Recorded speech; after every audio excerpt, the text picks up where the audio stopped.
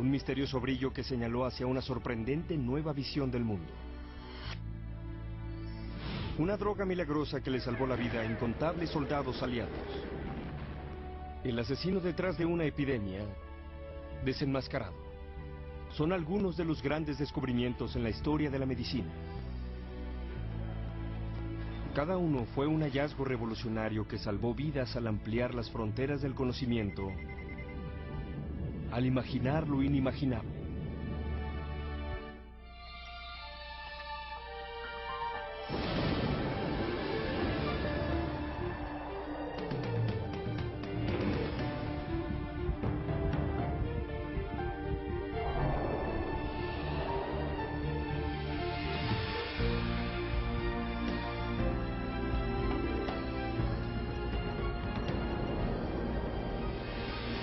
Los 100 descubrimientos más grandes del canal de la ciencia, Medicina, con su anfitrión Bill Nye.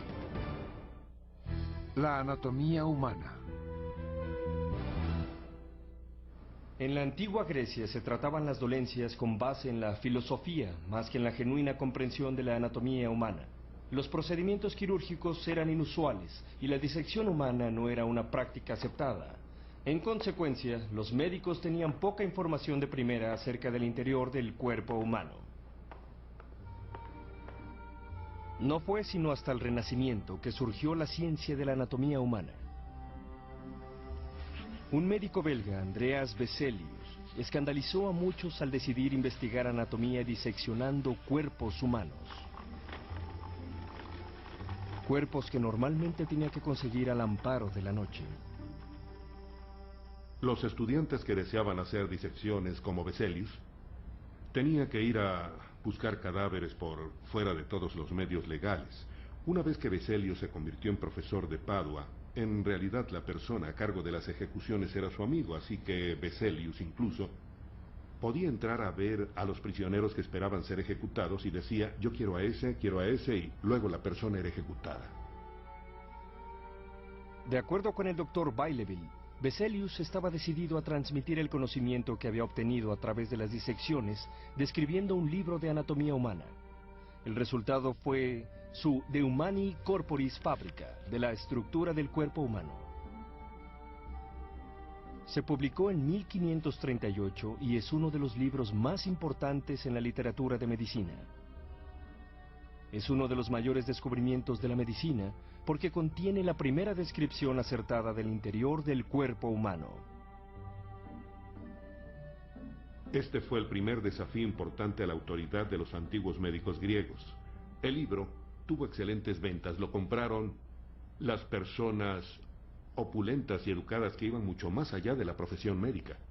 Las imágenes estaban escrupulosamente sincronizadas con el texto, así que hizo mucho más accesible el conocimiento de la anatomía. Gracias a Vesalius, el estudio de la anatomía con la disección se volvió esencial en el entrenamiento médico y ayudó a llevar a nuestro siguiente gran descubrimiento. La circulación sanguínea.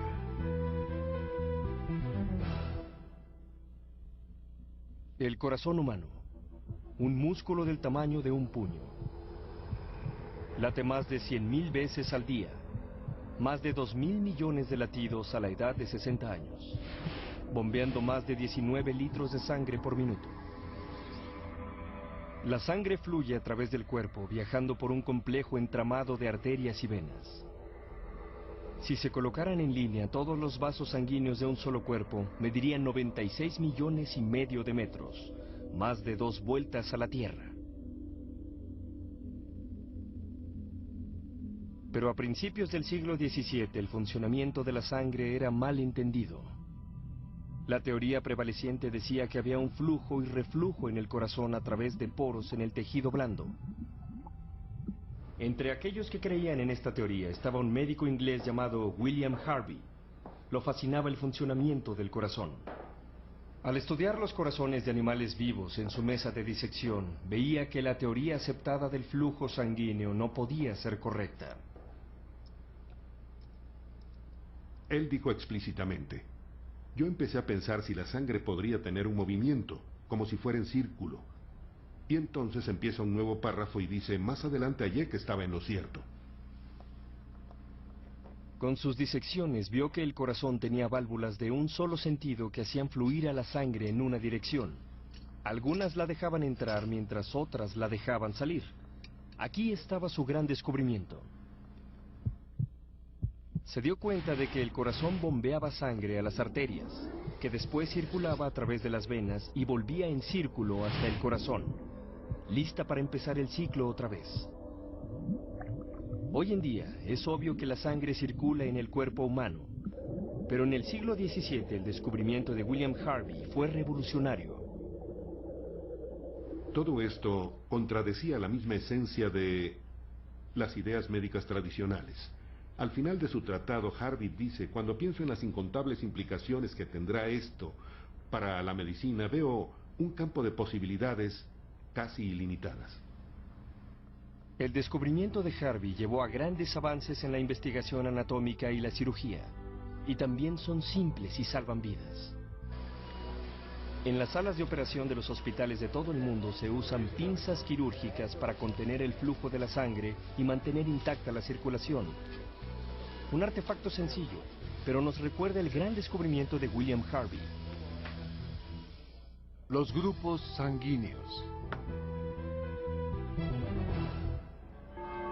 Otro gran descubrimiento que se relaciona con la sangre ocurrió en Viena en 1900. Había un gran entusiasmo en toda Europa por las transfusiones de sangre. Al principio decían que tenían maravillosos efectos terapéuticos, pero meses después hubo informes de personas fallecidas. ¿Por qué algunas transfusiones funcionaban y otras no? Un médico austriaco, Karl Landsteiner, estaba buscando la respuesta. Mezcló muestras de sangre de varias personas y estudió los efectos. A veces las muestras se mezclaban muy bien, pero con otras combinaciones la sangre se hacía grumosa y pegajosa. Al examinarlas, Landsteiner vio que se hacían grumos cuando ciertas proteínas de la sangre del receptor llamadas anticuerpos se unían a otras proteínas de los glóbulos rojos del donador llamadas antígenos.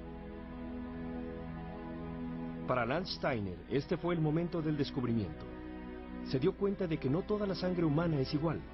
Determinó que la sangre humana podía dividirse en 4 grupos distintos.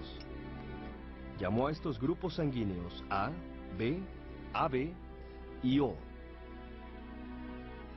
Vio que las transfusiones de sangre solo eran seguras cuando la persona recibía sangre de alguien que compartiera el mismo grupo sanguíneo. El impacto del descubrimiento de Landsteiner fue inmediato. En unos años las transfusiones sanguíneas se practicaban en todo el mundo, salvando incontables vidas. Hacia 1950 la clasificación precisa ayudó a hacer posibles los trasplantes. Cruz Roja, sangre. Hoy en día, solo en Estados Unidos se realiza una transfusión de sangre cada 3 segundos. Se calcula que sin ellas morirían 4,5 millones de estadounidenses cada año. Anestesia. ¿Listo, señor Mooney? ¡Adelante! Los primeros grandes descubrimientos de la anatomía permitieron que los médicos salvaran más vidas, pero poco podían hacer para calmar el dolor. Sin anestesia, la cirugía era una pesadilla viviente. Los pacientes eran sostenidos o atados a una mesa. Los médicos trabajaban tan rápido como podían. Mientras más pronto terminara el tormento, mejor. En 1811 una mujer describió su sufrimiento. Cuando el espantoso acero se hundió, cortando a través de venas, arterias, carne, nervios, no me tuvieron que ordenar que gritara a todo pulmón. Lancé un grito que duró toda la operación. Así de dolorosa fue la agonía. La cirugía era el último recurso. Muchos elegían simplemente fallecer antes de permitir que algún cirujano los cortara con su cuchillo. De acuerdo con la doctora Harden, durante siglos se usaron varios remedios que ayudaban a aliviar el dolor. Algunos, como el opio o el extracto de raíz de mandrágora, eran narcóticos. En 1840, varios médicos estaban por hallar un anestésico más efectivo.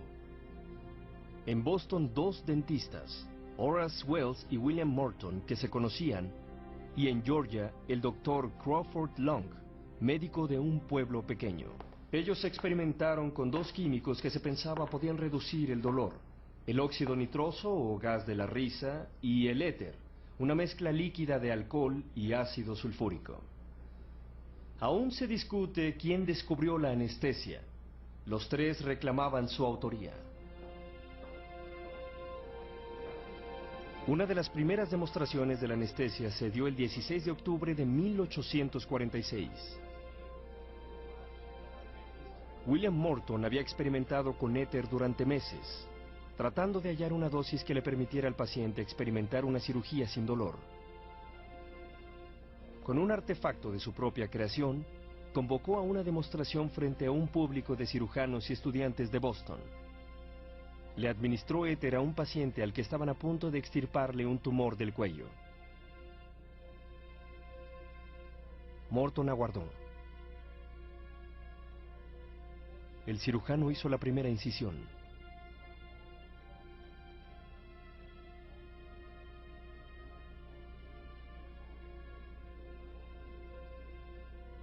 Notablemente, el paciente no gritó. Después de la cirugía, el paciente informó que no sintió nada en toda la operación. La noticia se extendió. El dolor en cirugía fue conquistado. La anestesia había sido descubierta. A pesar del descubrimiento, mucha gente se rehusaba a usar la anestesia. Algunas religiones creían que el dolor debía ser tolerado, no aliviado, sobre todo durante el parto. La reina Victoria tuvo su papel en esto. En 1853 estaba dando a luz al príncipe Leopold y solicitó que le fuera administrado el cloroformo. Y descubrió que eso podía aliviar el sufrimiento del alumbramiento. Y poco tiempo después, las mujeres en general dijeron: creo que yo también usaré el cloroformo. Si es bueno para la reina, también es bueno para mí. Los rayos X. También es imposible imaginarse la vida sin el siguiente descubrimiento. Imagínese realizar una cirugía sin saber antes dónde hacer la incisión, qué hueso puede estar roto, dónde puede estar la bala o qué condición patológica puede existir. La capacidad de ver el interior del cuerpo humano sin tener que abrirlo fue un momento decisivo en la historia de la medicina. Para saber más, le hice una visita a Betian Holtzman Kebles, profesora de historia en la Universidad de Yale. A finales del siglo XIX la gente usaba la electricidad, pero no entendía lo que era. Este es un tubo que, según me parece, es una copia del que fabricó la compañía Siemens, que era el que hubiera tenido que utilizar Röntgen. Röntgen era el físico alemán Wilhelm Röntgen. En 1895 estaba experimentando con un tubo de rayos catódicos, un cilindro de vidrio vacío, un tubo al vacío. Röntgen se maravilló por el brillo creado por los rayos que salían del tubo. Para uno de sus experimentos, Röntgen encerró el tubo en cartón negro y luego apagó las luces. Después encendió el tubo. Momentos después, algo lo sorprendió. Una placa fotográfica de su laboratorio estaba brillando. Vio que estaba pasando algo muy extraño, y él sabía que fuera cual fuera el rayo que estaba saliendo de ahí, no era un rayo catódico. También descubrió que no respondía ante el magnetismo. No podía desviarlo como a los rayos catódicos. Era algo totalmente nuevo. Y lo llamó X por desconocido. Como en álgebra. Por supuesto. Röntgen había descubierto por accidente una radiación desconocida para la ciencia, a la que llamó rayos X. Después de actuar misteriosamente varias semanas, le pidió venir a su mujer. Dijo: Berta, déjame mostrarte lo que estoy haciendo porque nadie me va a poder creer. Hizo que ella pusiera la mano bajo el rayo y tomó una imagen de su mano. La imagen quedó muy parecida a esta. Y se dice que entonces ella dijo, hoy he visto mi propia muerte, porque en aquella época solo se podía ver el esqueleto después de la muerte. La idea de ver la imagen de una parte del cuerpo de un ser vivo estaba más allá de lo que cualquiera imaginaba. Qué miedo, sí. Fue como si se hubiera abierto una puerta secreta, revelando un universo oculto. Roncan había descubierto una poderosa tecnología nueva que llevó a una revolución del diagnóstico médico. En la historia de la ciencia, el descubrimiento de los rayos X es el único que fue realizado sin que nadie lo buscara. Fue totalmente por azar, pero tan importante que una vez descubierto fue aceptado por todos en el mundo. No hubo polémica. En una semana o dos nuestro mundo había cambiado. Hoy en día, el legado del descubrimiento de Roncan puede ser hallado en las poderosas tecnologías que siguieron. Desde la tomografía computarizada que ayuda a diagnosticar, hasta el telescopio Chandra de rayos X de la NASA que se usa para detectar rayos X en el espacio. Todo por un descubrimiento que ocurrió por accidente. La teoría microbiana.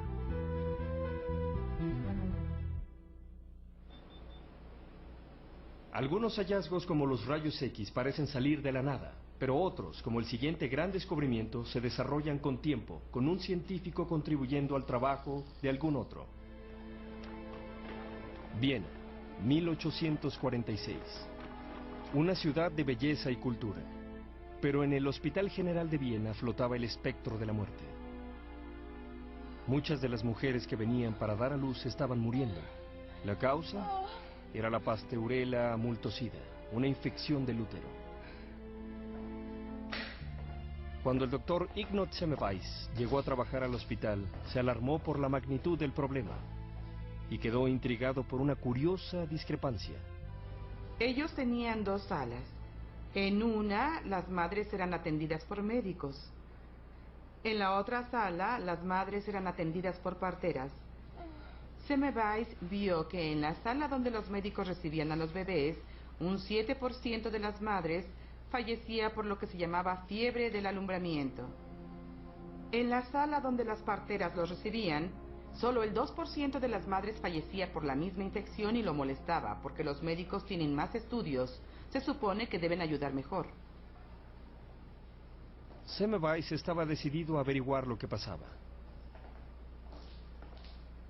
Él vio que una de las cosas principales que hacían los médicos y que no hacían las parteras era efectuar las autopsias de las madres después de que habían fallecido. Luego volvían a recibir bebés o a examinar a las madres sin lavarse las manos, como un mecánico que hubiera terminado con un auto y entonces pasara al siguiente sin lavarse las manos para quitarse la grasa. A él le parecía que no había razón para esto. Semmelweis se preguntó si los doctores llevarían alguna materia invisible en las manos que le pasaban a las otras pacientes, causando su muerte. Para averiguarlo, realizó una prueba. Él decidió decirle a los estudiantes de medicina bajo su cargo que se lavaran las manos con una solución de cloro.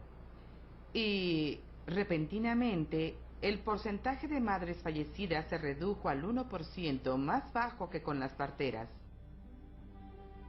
Con esta demostración, Semmelweis vio que las enfermedades infecciosas, en este caso la infección del útero, tienen una sola causa. Si uno elimina la causa de la infección, la enfermedad no se presenta. Pero en 1846 nadie había relacionado aún a las bacterias con las infecciones. Por lo tanto, la idea de Semmelweis fue ignorada. Pasarían 10 años más antes de que otro científico pusiera su atención en los microbios. Su nombre era Louis Pasteur. Pasteur había perdido a 3 de sus 5 hijos por la fiebre tifoidea, lo que tal vez explique por qué quería encontrar la causa de las enfermedades infecciosas. El trabajo de Pasteur para la industria de la cerveza y del vino lo puso en el camino correcto.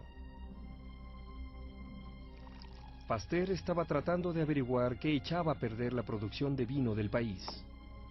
Él descubrió que el vino arruinado estaba contaminado con microorganismos. microbios. Y los microbios causaban que el vino se agriara. Pero demostró que un simple tratamiento por calor destruía a los microbios y salvaba el vino. Había nacido el proceso de pasteurización.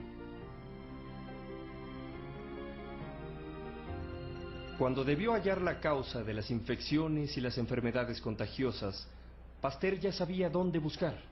Los microbios causaban dolencias específicas, y lo probó a través de una serie de experimentos y demostraciones que llevaron a su gran descubrimiento, la teoría microbiana. La teoría microbiana marca el inicio de la medicina moderna. La teoría microbiana tiene una idea esencial, que un microorganismo causa una enfermedad en todo el mundo. Hoy en día eso parece algo obvio, pero este es uno de los conceptos más revolucionarios en la medicina. Si ha visto cuadros de los salones victorianos, verá que había unas lámparas con flecos colgando hacia abajo. Y había bastantes tapices, muchas cosas pequeñas en la mesa, etc. Yo veo en todo eso trampas para la suciedad. Y en realidad, después de la teoría microbiana, todas las nociones del diseño moderno empezaron a ser mucho más importantes. Teníamos que matar a los microbios, así que teníamos que cambiar el modo en que veíamos nuestras casas. Queríamos tener líneas limpias y elegantes para minimizar los microbios. Tomó un tiempo, pero hacia 1930, en el periodo Art Deco, estábamos consiguiendo esas líneas limpias y elegantes. Eso se atribuye a la teoría microbiana. Las vacunas.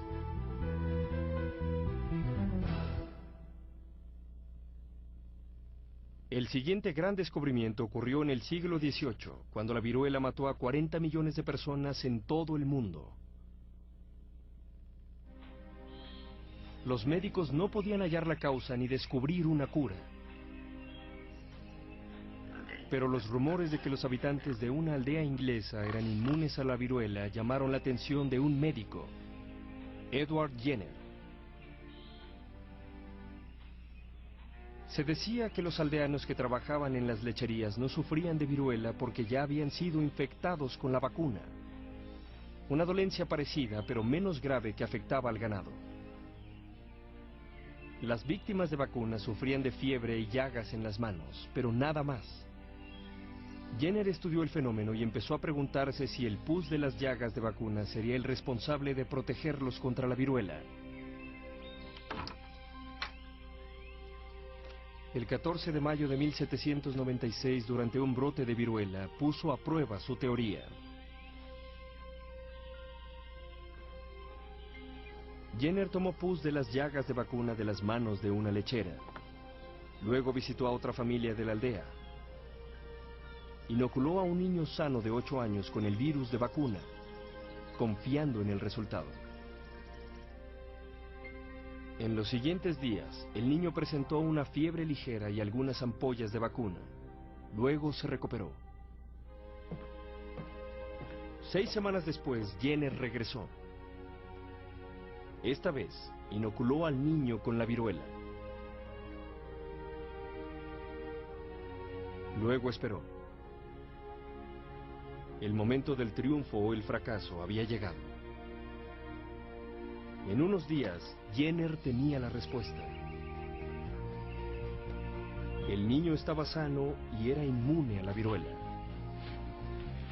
La vacuna contra la viruela fue revolucionaria porque eso representa el intento del hombre por intervenir en el proceso de la enfermedad, por evitarla de antemano. Esa era la primera vez que un producto artificial había sido usado intensivamente para prevenir una enfermedad antes de que ocurriera. 50 años tras el hallazgo de Jenner, Louis Pasteur llevó el concepto de las vacunas aún más allá, haciendo vacunas contra la rabia en los humanos y el anthrax en las ovejas. Y en el siglo XX, Jonas Salk y Albert Sabin, por separado, hallaron vacunas contra la polio. Se lo debemos al gran descubrimiento de Jenner. Las vitaminas. Nuestro siguiente gran descubrimiento surgió del trabajo de años de investigadores por separado. El escorbuto es una enfermedad dolorosa que infligía a los marinos con hemorragias y daños en la piel. En 1747, un cirujano naval escocés, James Lind, halló un remedio. Descubrió que el escorbuto se previene incluyendo cítricos en la dieta. Los marinos también contraían beriberi, una enfermedad degenerativa que ataca nervios, corazón y sistema digestivo. A finales del siglo XIX, un médico holandés, Christian Eijkman, siguió su origen hasta las dietas que incluían arroz blanco refinado en lugar de arroz rojo sin refinar. En ambos casos había relación entre dolencia y mala alimentación. Pero hasta el trabajo del bioquímico británico Frederick Gowland Hopkins todo se aclaró. Hopkins creía que necesitamos ciertos nutrientes que solo se adquieren con ciertos alimentos. Para demostrarlo realizó una serie de experimentos. Le dio a los ratones una dieta artificial solo con proteínas, grasas, carbohidratos y sales. Los ratones se enfermaron y dejaron de crecer. Pero con un poco de leche, los ratones se recuperaron. Hopkins descubrió los factores accesorios del alimento, que luego se llamaron vitaminas. El beriberi era causado por una deficiencia de tiamina, vitamina B1, ausente en el arroz refinado, pero que abunda en el grano natural. Los cítricos previenen el escorbuto por contener ácido ascórbico, vitamina C. El descubrimiento de Hopkins cambió la idea de la importancia de la nutrición. Las vitaminas son responsables por muchas funciones corporales, desde combatir las infecciones a regular el metabolismo. Es difícil imaginarse sin ellas, como el siguiente gran descubrimiento. La penicilina.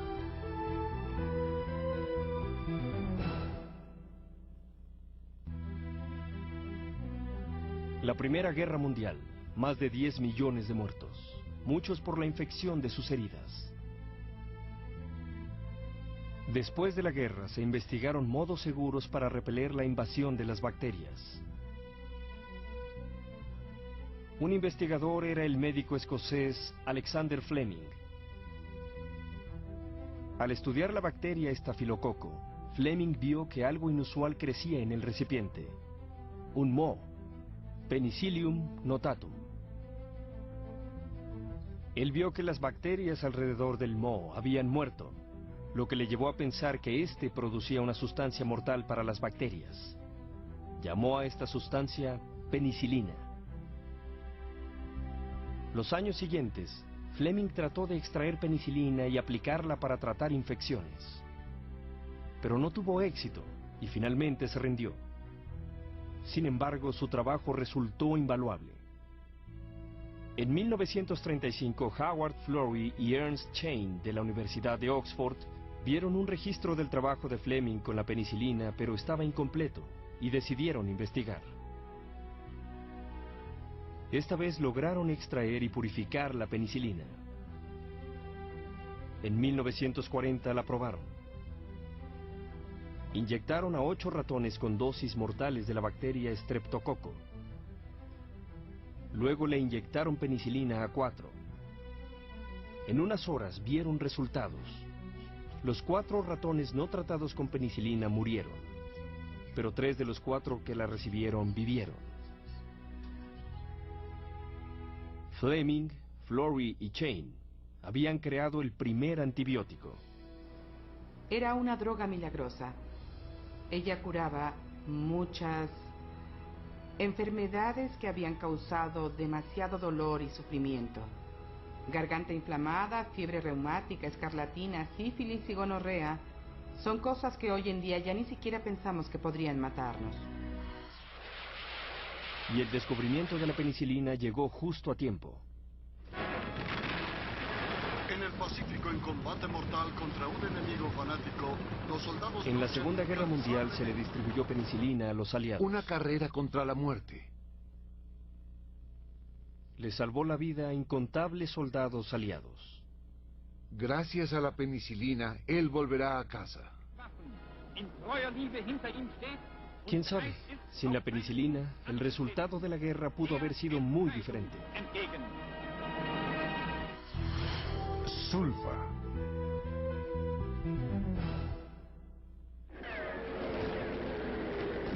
El siguiente descubrimiento llegó al rescate en la Segunda Guerra Mundial.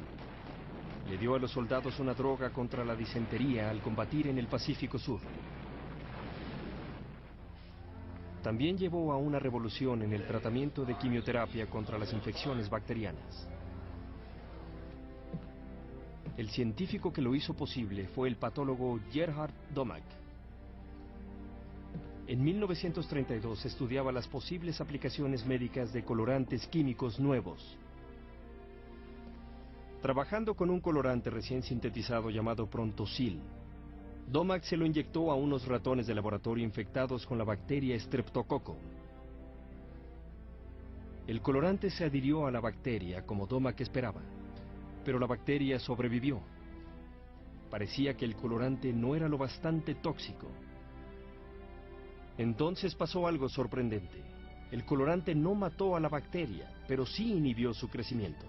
Se detuvo el desarrollo de la infección. Los ratones se recuperaron.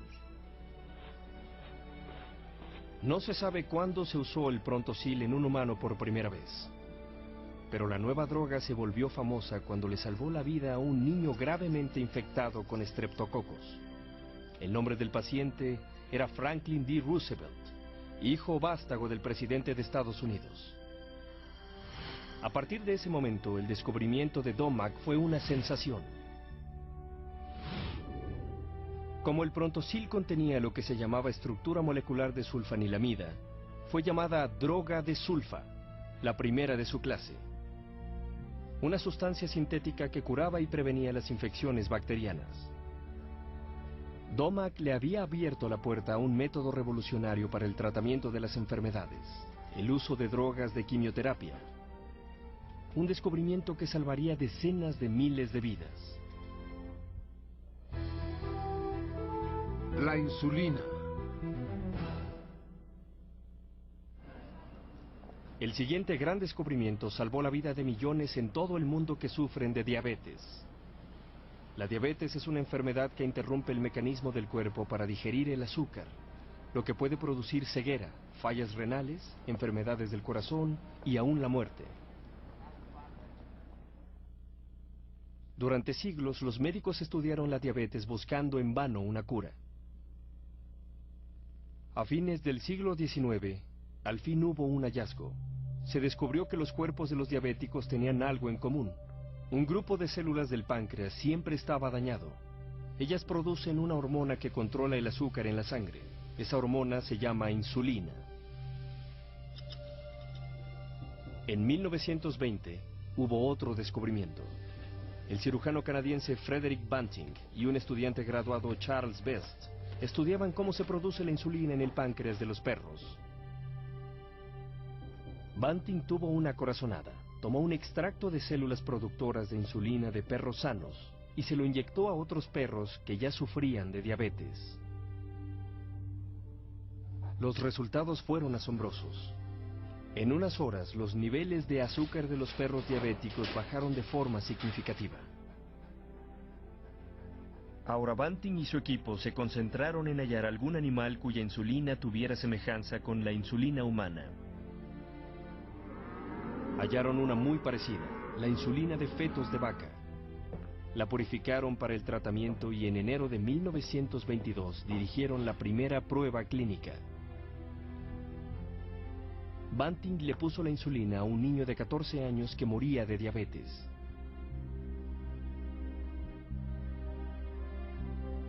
La recuperación del niño fue dramática. ¿Qué tan importante fue el descubrimiento? ¿Por qué no preguntarle a los 13 millones de estadounidenses que confían en la insulina cada día para controlar su diabetes? Las bases genéticas del cáncer. Cáncer. La segunda causa de muerte en Estados Unidos. La investigación de sus orígenes y el desarrollo llevó a notables hallazgos científicos. Tal vez ninguno más importante que el siguiente gran descubrimiento. ¿Y qué tan importante? Para saber más del hallazgo, visité a 2 premios Nobel investigadores del cáncer, Michael Bishop y Harold Varmus, en el Centro de Cáncer Memorial Sloan Kettering de Nueva York. Varmus y Bishop unieron esfuerzos por primera vez en la década de los 70. En esa época había varias teorías acerca de la causa de la enfermedad. La célula maligna es compleja, no solo es una célula que puede multiplicarse indefinidamente, puede invadir, crear nuevos vasos sanguíneos, tiene capacidades muy complejas. Una teoría concernía al virus del sarcoma de Rous, un virus que causa cáncer en los pollos. Cuando el virus atacaba las células de pollo, insertaba su material genético en el ADN del huésped. Según esa teoría, el ADN del virus se volvía un agente causante del cáncer. Otra teoría decía que una vez que el virus del sarcoma de Rous insertaba su material genético en la célula, los genes causantes del cáncer no se activaban, sino que dormían hasta ser despertados por influencias externas, químicos dañinos, radiación o aún infecciones virales. Estos genes causantes del cáncer, llamados oncógenes, se volvieron el centro de la investigación de Varmus y Bishop. La cuestión era, las células humanas, el genoma humano, contiene genes que ya son o tienen la capacidad de volverse oncógenes, parecidos a los que tienen un virus. Genes causantes de tumores. Causantes de tumores, causantes de cáncer, sí. ¿Se encuentran ahí o no? ¿Qué fue lo que ustedes descubrieron? Empezamos con los pollos porque es de donde vino este virus. Existe el gen en los pollos y más aún existen en otras aves, en mamíferos, en humanos, en relación con el gen del cáncer del sarcoma de Rous. Nosotros hicimos una molécula radiactiva que podía ser usada como sonda para averiguar si el oncogen del virus del sarcoma de Rous se parecía a un gen normal presente en los cromosomas de los pollos. La respuesta fue sí. Fue un acontecimiento. Varmus y Bishop hallaron que el gen que causa el cáncer ya existía en el ADN de las células de pollo normales sin infectar. Aún más notable es que lo hallaron en el ADN humano también. Probaron que la semilla del cáncer ya puede estar en nosotros a nivel celular, solo esperando ser activada. ¿Cómo puede uno de nuestros genes que hemos tenido toda nuestra vida causar cáncer?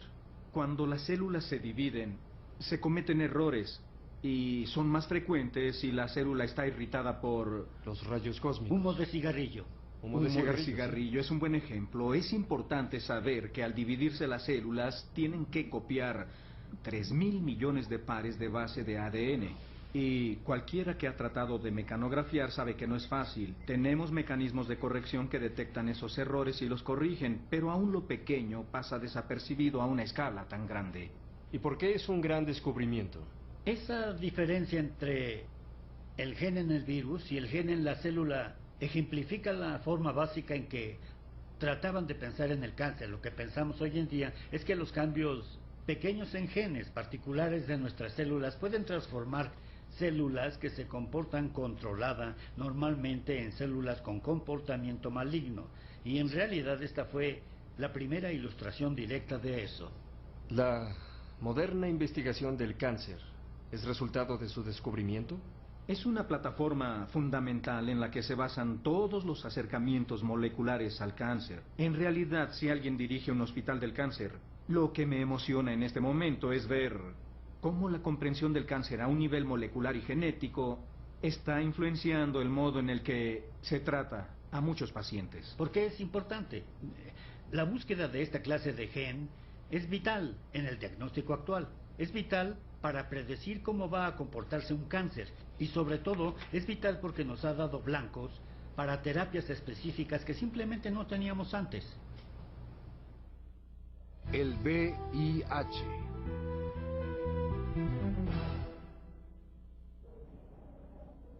La ciudad de Chicago, población 3 millones. El mismo número de personas que mueren cada año de SIDA, una de las peores epidemias en la historia moderna.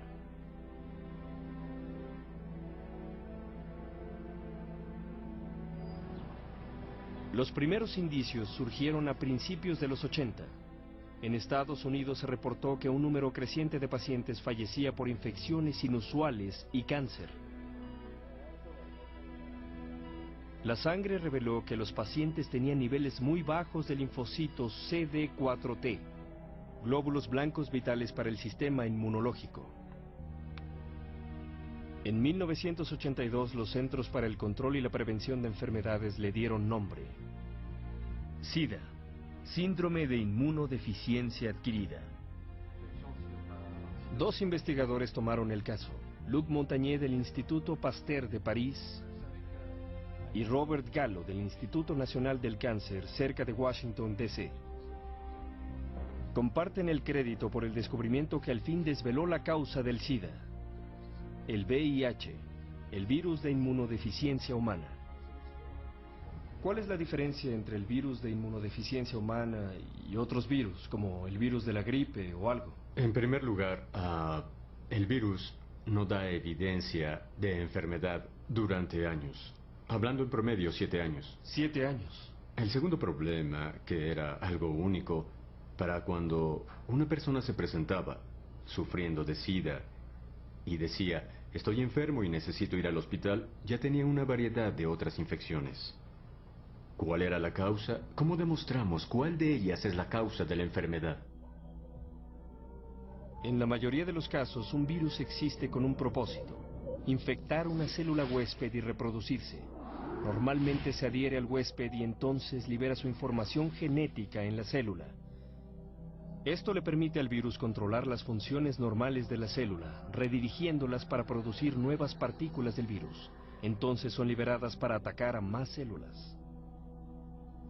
El VIH no es ningún virus convencional. Pertenece a una familia de virus, a una categoría de virus que los científicos llaman retrovirus. ¿En qué se diferencian los retrovirus? Lo que es único de un retrovirus es que, y podríamos decir que el sine qua non o la definición de un retrovirus, es que su información genética en forma de ARN se convierte en ADN.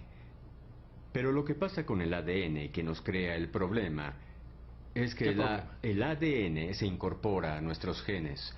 El ADN del virus se vuelve parte de nosotros. Como si las células T ayudantes se reprodujeran con el virus, con el ADN del retrovirus en ellas. Exacto. Por siempre. Por Uno siempre. nunca se cura.